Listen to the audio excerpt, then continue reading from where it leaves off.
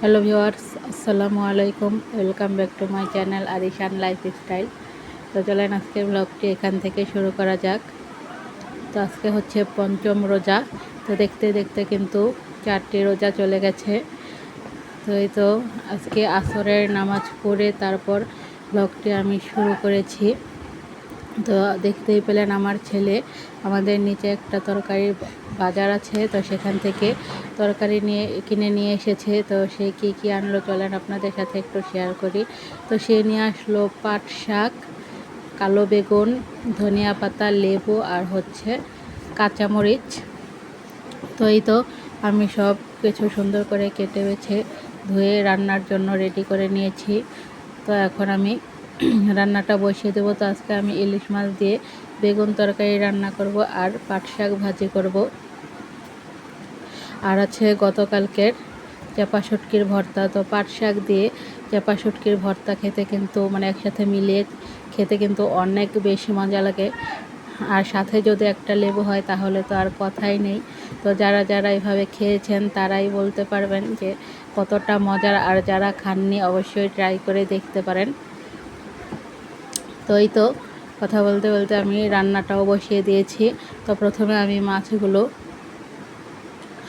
কড়া করে ভেজে নিয়েছি। তো ভেজে নেওয়ার পর আমি তরকারিগুলো তেলে একটু ভেজে নিয়ে তো মশলা অ্যাড করে হলুদ, মরিচ, লবণ আর ধনিয়ার গুঁড়া সব অ্যাড করে বেগুনটা আমি আরও কিছুক্ষণ ভেজে নিয়ে এখন কষানোর জন্য পানি দিয়ে দিয়েছি। তো এই পর্যায়ে আমি মাছটাও অ্যাড করে দিয়েছি।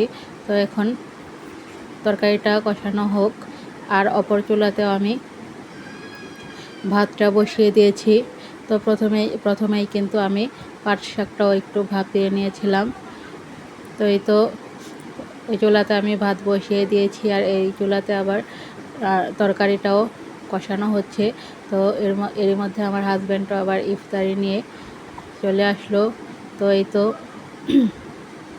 ইফতারগুলো আপনাদের সাথে আমি রান্না করার পর শেয়ার করব ইফতারের আগ মুহূর্তে।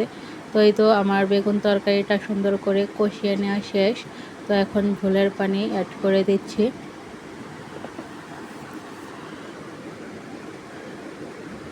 তো এই তো তরকারিটা প্রায় হয়ে এসেছে। তো আমি কিছুক্ষণ পর ধনিয়া পাতা দিয়ে তরকারিটা নামিয়ে নেব।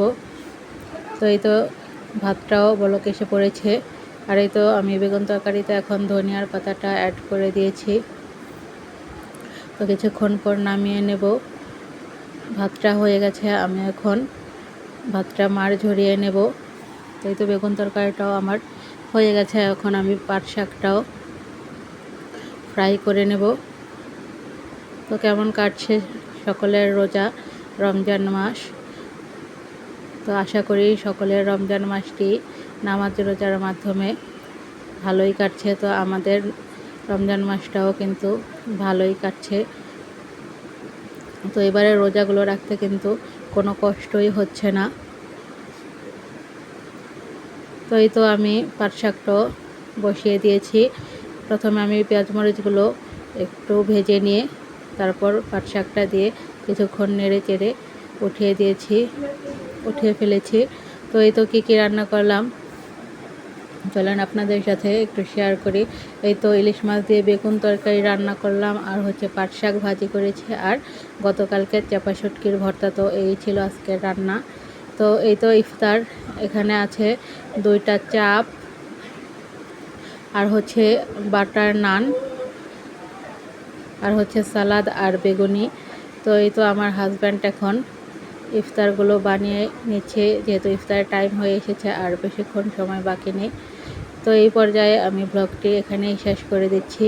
তো ভালো থাকবেন সবাই, বাই বাই, আল্লাহ হাফেজ।